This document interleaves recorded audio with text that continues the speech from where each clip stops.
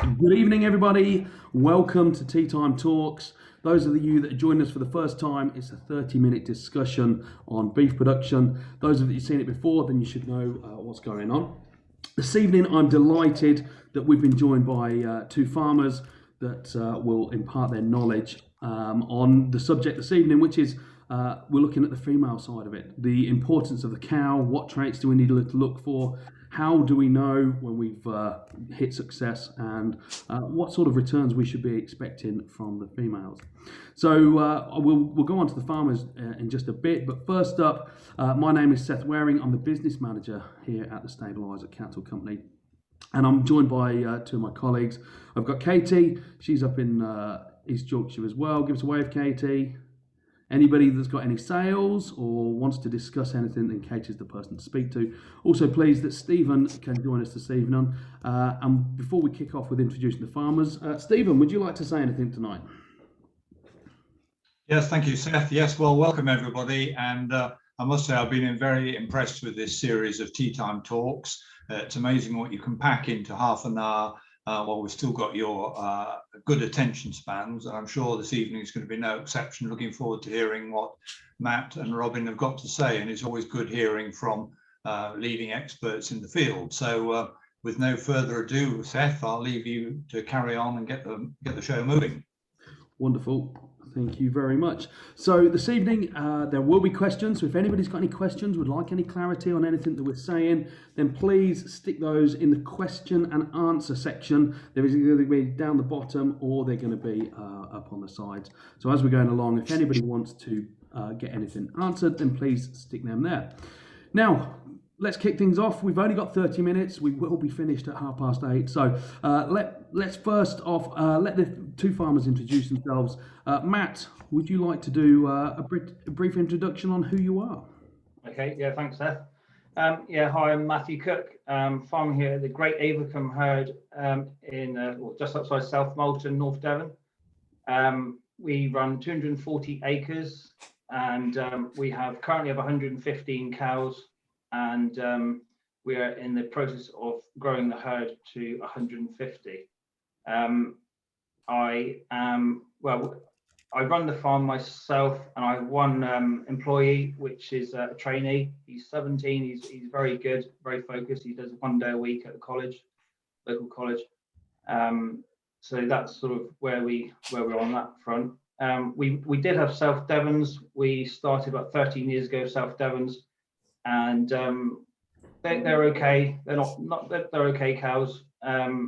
We got to about 40 cows, and just sort of felt that it was a lot of work for 40 cows. And I knew the farm had the capacity to carry a lot more cattle than that, but just couldn't see how I was going to go forwards with that breed. So I looked around, and I come across a book by Richard Fuller, which it wasn't his most recent, but on reading that book, I read about composite breeding and the Stabiliser. It made a lot of sense and was almost too good to be true, really, but felt it was worth pursuing. So after making some phone calls and kept looking around, whatever, I eventually bought some 15 cows and calves from Cumbria. And that was the start. At the same time I bought those cows and calves onto the farm, I also did a course in AIs and started AIing those cows and watching for them bulling, and it was a lot of work. So then a year or two later, I invested in some secondhand collars, and I've just upgraded to a new system again. And AI has been a major part of my improving the cattle basically, and making things efficient, and actually earning me some money. We outwinter. We try and do everything as cheaply as we possibly can. I suppose everyone does really, but so one thing we got into is outwintering on kale, which in North Devon is a little bit pushing to the limits. We do have a high rainfall, but the farm is a dry farm. We're on shillet.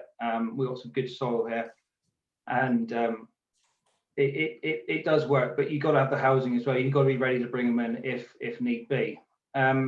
last winter we put in 33 acres. No, sorry, last summer, July, we put in 33 acres of hybrid kale, a hybrid rape kale, and on that we wintered 115 cows from November until the 1st of February.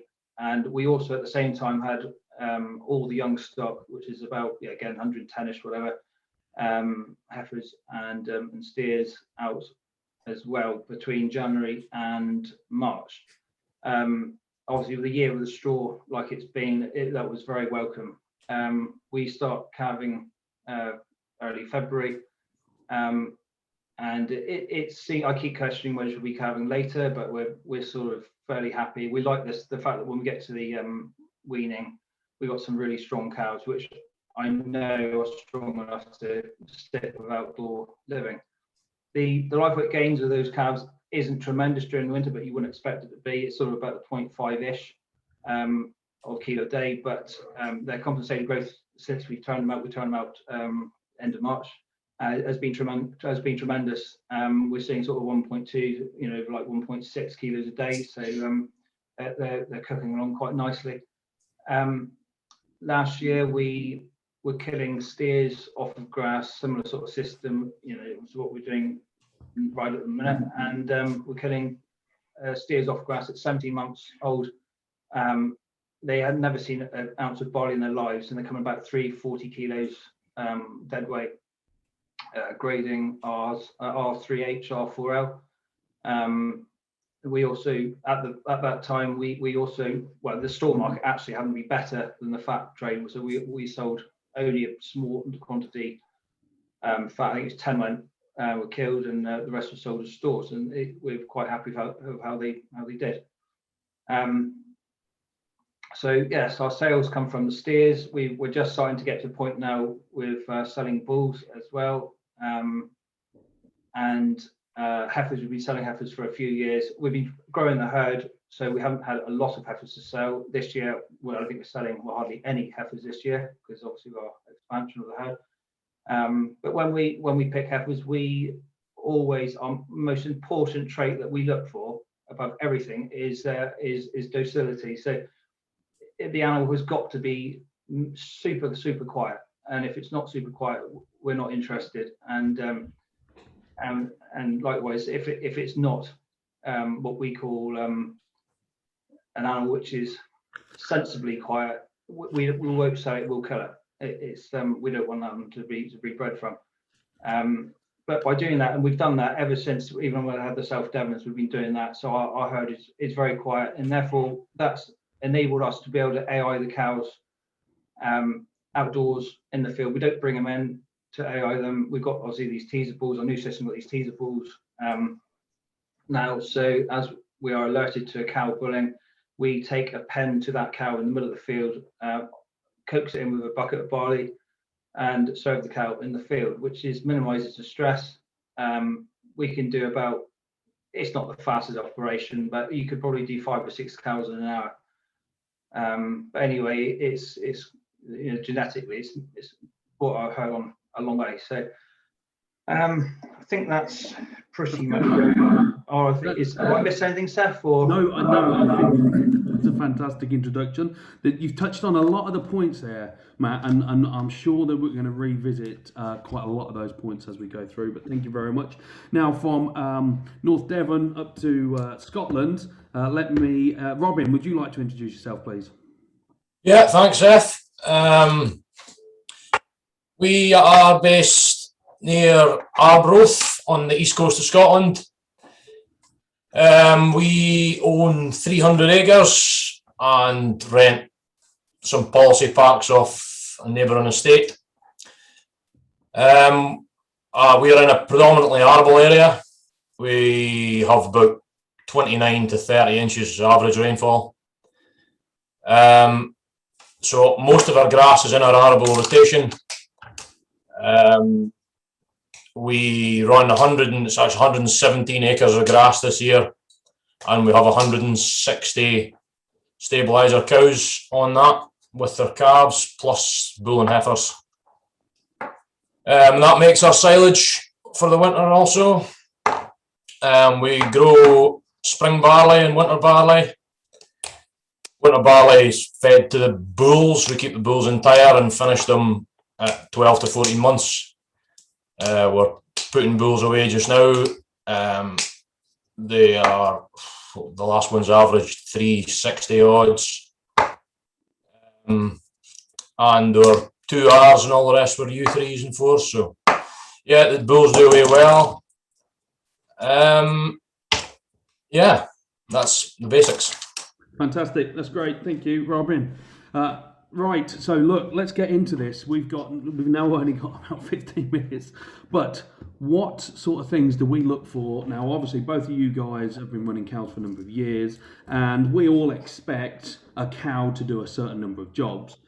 But let's start at the beginning. When picking heifers, what age do you guys start selecting your heifers at? Robin, if I ask you that one first.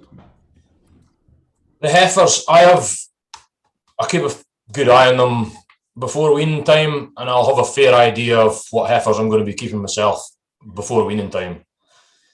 They should be weaning a high proportion of their mother's weight. They should be well fleshed off grass, and as Matt was saying, docility is a big thing too. So yeah, I'll have a good idea and a good list written down of the heifers that I've got an idea keeping before weaning time. Mm-hmm. As they go through the winter, there's a few of them might not cut the mustard or whatever, and a few others that might improve through the winter period. I will draw them into my breeding selection, and yeah, just look for reasonable growth rates, moderate mature size, and earlier, pick the heifers from earlier in the calving to try and keep the most fertile lines going.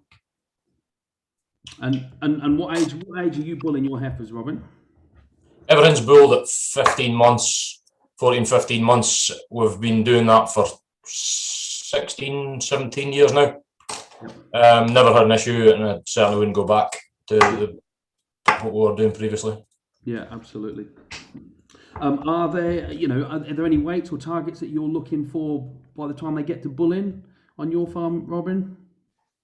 Yeah, we aim for the 400 kilos roughly, but anything over the 360 is as long as they've done that on forage alone. Yep. I'm happy to bull them at that weight. Yeah, so that's just perhaps a key point that you just mentioned, is that they do it on forage. So your heifers are getting raised with the mother. They then come inside solely on forage. They get into a bulling weight that you're happy to bull them at without any concentrate at all. Yep. You're bulling at 15 months, and then that's then carving down at 2. Matt, would that be something similar for you? Yeah, pretty much what Ron said is pretty much exactly where I'd be really. Doing something very, very similar. Yeah. I can't say I'm doing anything different really. Yep. Good. So obviously that's the key part of it, is if you can get that animal up to a bulling age at 15 months, you can have a calving down at 2. There's a lot of people that would challenge that and would say that calving at 3 is the only way to do it. Have you seen any negatives at calving at 2, Matt? Never. No. Never seen a problem calving at 2. Robin? No. That's good. And perhaps we'll touch on longevity in a little bit, but obviously if they calve down at 2, she then, the biggest challenge that comes to that heifer when she's got her first calf. Getting them in calf for the first time is a relatively simple one. Getting her into calf for that second time is probably the most challenging she'll ever get to. But as long as you look after that heifer, you make sure she's got good grass, and that the calf's doing well, then there shouldn't be any challenges at all. Now, obviously, for a suckler cow to earn her place, she needs to make sure that she has a calf every year, probably on her birthday, year after year after year. And Matt, how long would you expect a cow to stop in your herd for before any calls needed to be made? So how long I'd expect it to stop in your herd for? How many years? Okay. I'd like to think a cow would sort of 8, 9, 10 years old sort of age.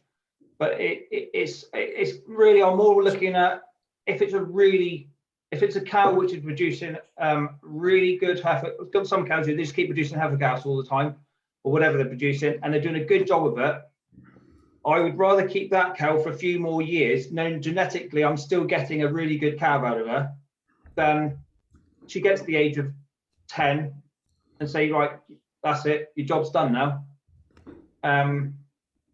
If that makes sense. Yeah, absolutely. And look, I think for a lot of people is exactly that. You know, you need good cows in your herd, and ideally, what we're all trying to breed is this ghost herd. So, herd of cows where you don't know them because the temperament's good. They're not charging at you.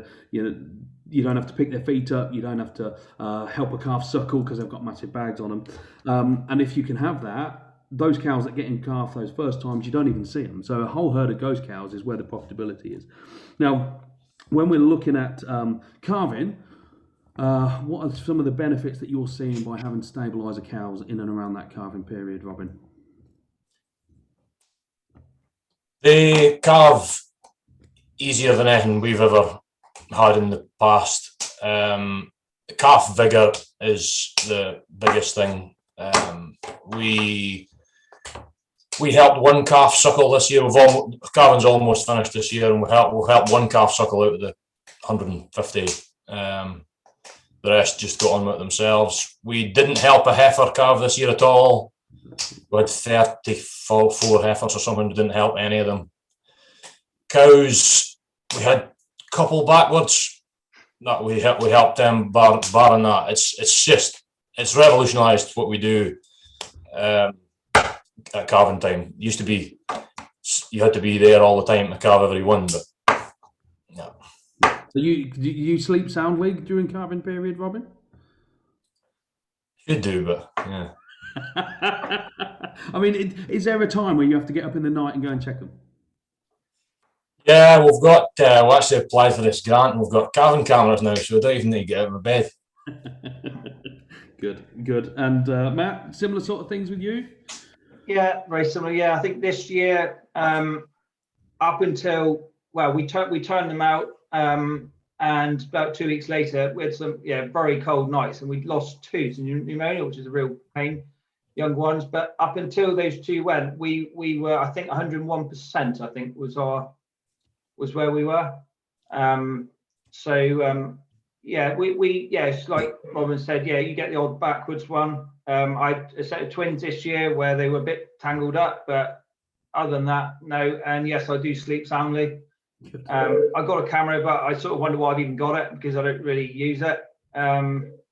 It's compared to what I used to do. I was pulling off probably 70% of all the calves, and now I barely touch any. So, and not only that, the calves go out and suck. Whereas what I used to do, they wouldn't suck, and almost everyone you'd have to help suck. So I wouldn't go back. Great. So easy calving is a big part of one of our focus, and it's fantastic to hear that both of you are reaping those rewards by doing so. Now, once that cow's had the calf, she's got one job, is to rear that through to weaning.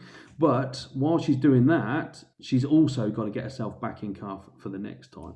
Now, one thing that, if anybody's read any of our literature, we always talk about having a 9-week bulling period, which therefore means 9-week calving period. So we've got a short, succinct 3-cycle system. But is that achievable, Matt? Do you see all your cows getting back in calf within 9 weeks? Yeah, pretty much.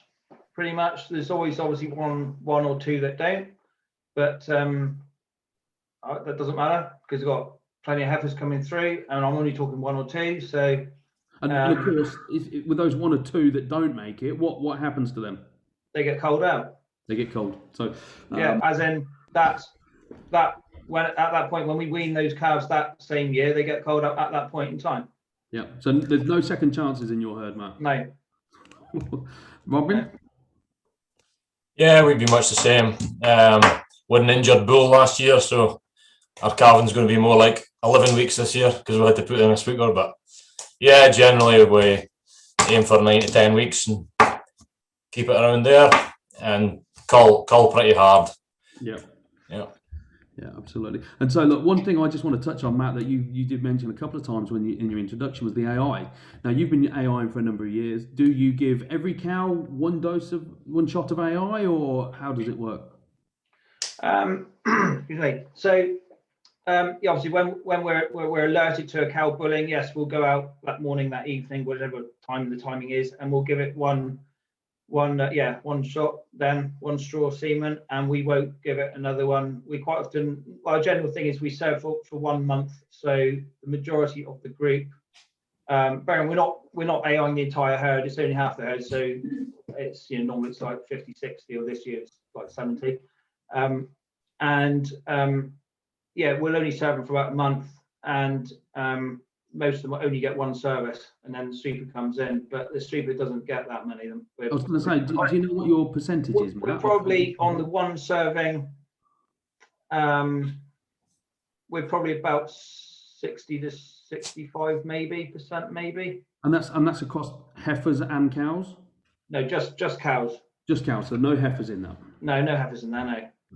No. That's excellent. And you know, I think for AI, it's a great tool to allow the development of the herd to accelerate really rapidly.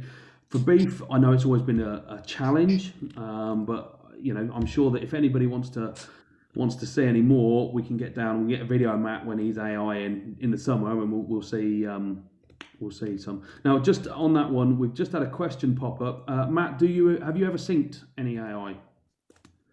Yeah, I did try it once. And it didn't work. So not to say it won't work, but it didn't work when I did it. No, and I like to keep it as natural as possible. So that's why I AI them in the field, and I don't bring them in, put them in the crush, and I don't like to mess around with them. I like to keep it as natural as possible. Keep it sort of simple like that, really. And obviously with the collars, I'm not going out watching them at night. I've done that before, and yeah, just not got a lot of sleep, and it does play. Yeah, it's not easy. Yeah, no, just keep it natural, really. That's good. That's great. So, you know, that's we've then got that cow back in calf. Now, something I want to pick up that you said, Robin, about your weaning, the proportion of weaning weight against the cow's weight. So when you come to wean, which I'm assuming is autumn time, September, October, is it? Yep, end of September. Yeah. What sort of weights are you looking at that point, and what's a good target that you're trying to aim for? We're aiming for the calf to be at least 50% of the cow's weight. Generally, the bulls do that easily, but if you can average that over the bulls and heifers, that's what we're generally aiming for. Some of the bulls will wean, or the average of the bulls about 320 kilos at weaning time. Our cows last year averaged 630 or so. So yeah, they're thereabouts. Yeah, that's kind of what we aim for at weaning time. I like to wean them early here because we tend to get a decent flush of grass in the back end, these mild back ends, and I like to save that up for the cows and get the bulls inside on hard feeding. Yeah, that's great. Well, look, I'm just conscious we've only got 5 minutes left, and we've still got a huge heat to get through. So, this cost of the cow, I think this is a big important part. And just going on to what you said, Robin, is you like to keep your cows outside. How long do you keep your cows outside after you've weaned them? I like to leave them outside in December if we can, but it depends on the weather. We're generally quite heavy here, and they can make a right mess. We have tried bits and bobs of rape kale after winter barley to keep them out a bit longer, but yeah, certainly last year it was too wet to even go anywhere near it with the cows. So yeah, we just housed them mid-November last year. So yeah, it just depends on the year. I'll try and be flexible with it. Absolutely. So Matt, I know you out winter, and we'll just come to you in a sec. But when you do bring the cows in, Robin, what do you feed the cows during the winter? Cows are fed largely ammonia straw. Anything that's leaner, we try and split them out, and we'll give them a bit of silage or haylage. And coming close to calving time, we up the proportion of the haylage and to try and get the colostrum on them. Ammonia straw we find's quite a good feed. It's this area, there's copious amounts of straw around here. A lot of folk want to do straw for dung deals and stuff. We have most of our own straw, but yeah, we're quite a good area for straw, so the ammonia straw works well. Good. So the first half of the winter you keep them cheaply outside, and the second half of the winter you keep them cheaply inside. That's the plan, anyway. Yeah. Good. And Matt, obviously, with your outwintering all winter long, you're obviously in a more fortunate position with land that you can do that. Any downsides to doing that with your cows? To the cows themselves, no. I think it does them good, really, because they hold their conditions so well. Before doing it, it was a real struggle to try and get condition off the cows before calving. So by outwintering it does get them in that right condition score for calving, which ultimately sets them up right for good fertility for service with the bull. So no, it's not the cows do well on that system. Fantastic. And just a quick one, do either of you feed any concentrate to your cows at all at any point? Never. Good. Good. Right, the final thing that we just need to touch on is obviously we've talked a little bit about having this small cow, and Robin's mentioned that his are about 630 kilos. You ever concerned that because we've got you're focusing on driving this cow size down, that the animals that you're trying to sell as fat, whether that's bulls or steers or heifers, is there a challenge getting those up to the target weight? We've never found a problem yet, and I plan to keep pushing the mature size down at around to high 500, 600 kilos, as long as those calves are still meeting market specs. I don't mind going smaller with a cow. I need a small cow to keep the numbers up on the acres that I have and really push this grass. So I would drop. I have no concerns about that yet, anyway. Yeah, Matt. Yeah, no, I'd happily have smaller cows. My cows are similar to Robin's, actually, about 600-ish as an average. I'll happily have smaller cows and carcass weights. No, not a problem. I don't think the market is once big carcasses anyway. So I know with our previous the South Devons, when we had those, we had some tremendous carcass weights. At that point in time, we're being paid for every kilo, and was quite good, but not now. So it wouldn't be good at all. Absolutely. I've had guys say to us, what if all of a sudden they do want a bigger carcass weight? What do you do because your cow's too small? It's far easier to raise your cow size than it is to drop it. You can put your cow size up in a few years. It's taken 10 to get my cows down to where I want them to be. Yeah, absolutely. And again, I think a lot of it comes down to the sire that you're using as well. Obviously Stabiliser are going to tell you that the Stabiliser are absolutely fantastic in all aspects of it. But there's no reason why you can't have these low cow sizes, and then if you really need a massive fast growing animal, you could put some another breed on it, or if you wanted a premium that you were chasing in the fat, then you can use that animal as well. But why not get the benefit of having the cows that are easy to look after, that calve themselves, that get back in calf, that don't need a lot of feeding, that can be outwintered up on a mountain. Get that bit sorted, and then if you want to put a different sire on, do that. Now we've got just a couple of minutes left. We've got a couple of questions that have come in. First one's for you, Matt. Are you organic? No, not yet. Not yet. Are you going down that route? I'm quite keen on cutting inputs. So we put in a lot of herbal lays at the minute. I've got an engineering background. I've just built a fodder beat drill, which will drill fodder beat without disturbing the soil anymore. We've got to. I'm quite keen on soil carbon and that sort of stuff. I don't really know a lot about it, but I don't know many people who do actually know a lot about it. But I feel it is the kind of the way we need to be heading.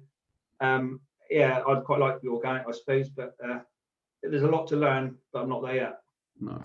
And then, Robin, we've had one in for you. What are the cows out on? And if you're drilling after arable, what is your drilling date?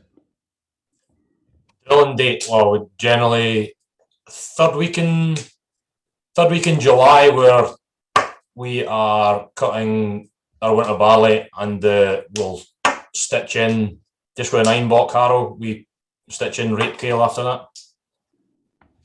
Generally seem to be working quite well, but it's just whether the weather stays in the back end to graze it or not is the thing. Yeah, fantastic. Good. Right, look, we've just got 1 minute left. I think we've gone through all the questions that have come in. So thank you very much, everybody, for joining us this evening.